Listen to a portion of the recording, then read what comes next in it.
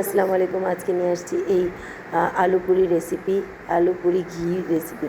তো এখানে আমি নিয়েছি ঘি এক চামচ ঘি নিয়েছি। ঘি নিয়ে আটাটা ভালো করে তারপর লবণ দিয়েছি। লবণ দিয়ে আটাটা ভালো করে মেখে আমি 10 মিনিট রেখে দিয়েছিলাম। 10 মিনিট রেখে দিয়ে আমি লিচি কেটে নিয়েছি। চারটা লিচি কেটে নিয়ে আবার একটু রেস্টে রেখে দেব। ততক্ষণ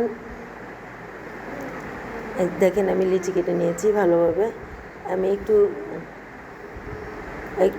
আমি লিচিগুলো খুবই ভালোভাবে আবার একটু একটু মেখে নিয়েছি হাতের সাহায্যে। তো আমি এখানে নিয়েছি আলু, একটু বড় সাইজের আলু নিয়েছি। তারপরে এখানে নিয়েছি চাট মশলা, তারপরে নিয়েছি পেঁয়াজ ভাজা, রসুন ভাজা, তারপরে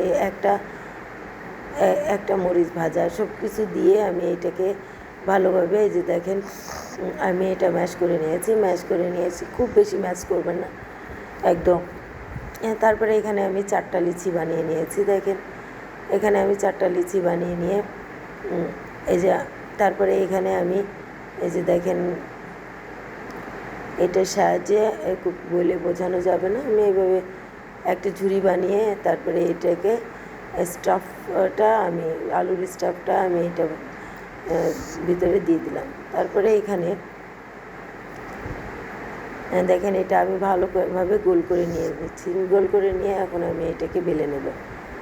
আপনি বেলার সময় ময়দা ইউজ না করলে ভালো, কারণ কি তেলটা নষ্ট হবে না। আপনি পরে ময়দা ইউজ করলে তেল নষ্ট হয়ে যায়, এই জন্য আমি ময়দাটা ইউজ করি নাই। একটু কষ্ট হলেও একটু এইভাবে বেলে নেবেন ময়দা ছাড়া। তো আমি এটাকে তেলে ভেজে নেব। তারপরে এখানে দেখেন আমি তেলে দিয়ে দিলাম। তেলে দিয়ে এখন আমি ঘুরিয়ে ভাজতে থাকবো।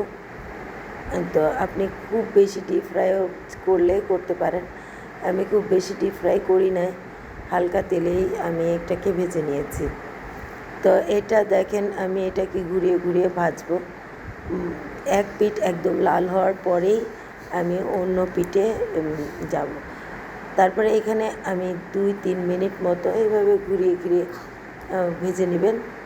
তারপরে এখানে আমি 1 মিনিট মতন ভেজে নিয়েছি। হালকা একটু ব্রাউন হওয়ার পরে আমি এটাকে এখন উল্টে দেব। তো এখানে উল্টে দিলাম। দেখেন এটার কালারটা কত সুন্দর আসছে, খুবই সুন্দর লাগতেছে এটা। তো আমি এখানে তুলে নেব। তো আমি এইভাবে সবগুলি পুরি আমি ভেজে নিয়েছি। তো কেমন লাগলো আমার এই সহজ একদম ঝটপট রেসিপি? লাইক দিবেন, শেয়ার দিবেন, প্লিজ পাশে থাকবেন। আমি খুব সহজে দেখানোর চেষ্টা করি সব রেসিপি। তো দেখেন খুবই সুন্দর হয়েছে। আল্লাহ হাফিজ।